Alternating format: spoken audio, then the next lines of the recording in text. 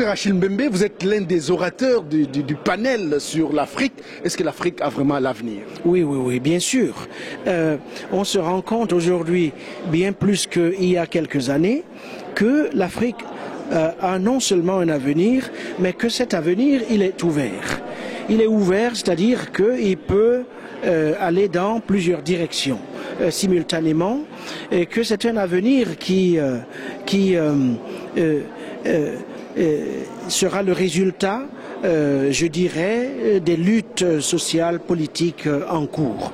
L'Afrique a un avenir et je crois que c'est l'événement central de ce début de siècle. Alors quels sont les rôles que doivent jouer les politiques pour que les populations africaines sentent quand même que lorsqu'ils parlent de croissance, etc., ça se ressente dans le panier de la ménagère? Les politiques doivent libérer et accompagner le potentiel d'innovation qui d'ores et déjà existe.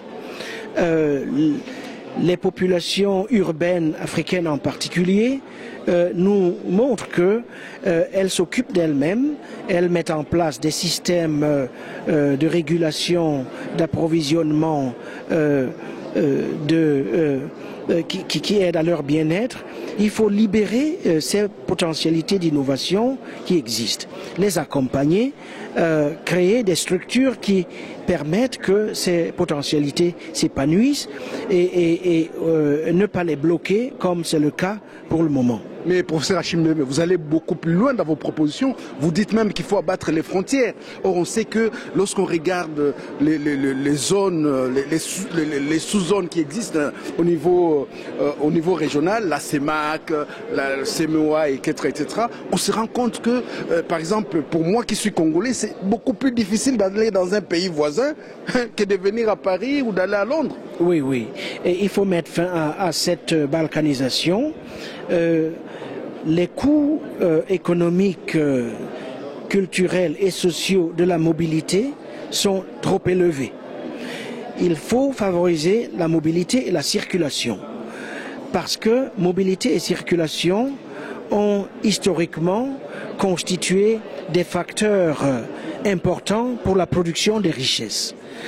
Nous n'avons jamais été capables de produire des richesses en Afrique que à travers le commerce à longue distance, des frontières relativement flexibles, et ainsi de suite. La colonisation a essayé de fixer ces frontières. Les États postcoloniaux ont repris ces frontières à leur compte. Il faut les abolir, les desserrer et faire du continent un vaste espace de circulation. C'est à cette condition que nous créerons davantage d'emplois et que nous hisserons le continent à hauteur du monde. Et pour le faire, évidemment, on a besoin d'investir dans des infrastructures lourdes, on a besoin de créer des chemins de fer, des autoroutes, des ponts, et ainsi de suite. Il faut à tout prix desserrer le continent pour que ces enfants n'aient plus besoin d'aller chercher le bonheur ailleurs. Professeur, peut-être en quelques mots, quels sont les atouts aujourd'hui pour que l'Afrique soit, je dirais, un continent émergent et non immergé comme aujourd'hui? Eh bien, les atouts sont nombreux. On a une population parmi les plus jeunes au monde qu'il faut évidemment éduquer et à laquelle il faut assurer des éléments de base d'une vie digne qui passe par le travail.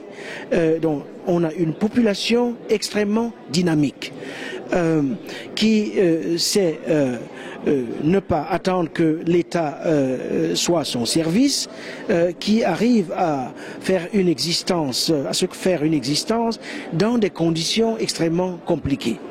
Nous avons également une population innovante dans la mesure où elle a été confrontée chaque fois à des défis qui l'ont obligée à changer constamment. Et nous avons des atouts culturels qui ont trait à la flexibilité, à la fluidité. Il faut mobiliser tous ces atouts pour faire du continent effectivement un espace où il fait bon vivre. Et je crois que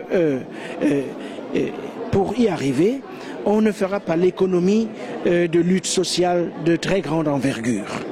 Et c'est à anticiper sur ces luttes que nous sommes, je dirais, appelés. Mais je crois en l'avenir de l'Afrique. Le temps de l'Afrique viendra et c'est à préparer ce temps et voire à l'anticiper que nous sommes, disons, appelés aujourd'hui. Mais professeur, c'est vraiment ma dernière question. Donc le temps de l'Afrique viendra sans des révolutions populaires? Il viendra la manière de son avènement dépendra, je dirais, des rapports de pouvoir entre les différents pays, entre ceux qui veulent aller de l'avant et ceux qui veulent détourner notre histoire vers le chaos. Professeur Achille Mbembe, nous vous remercions. Merci d'avoir pris un peu de votre temps pour répondre à Afrique Rédaction et Réveil FM International. Merci à vous et bonne continuation. Merci beaucoup, monsieur. Merci.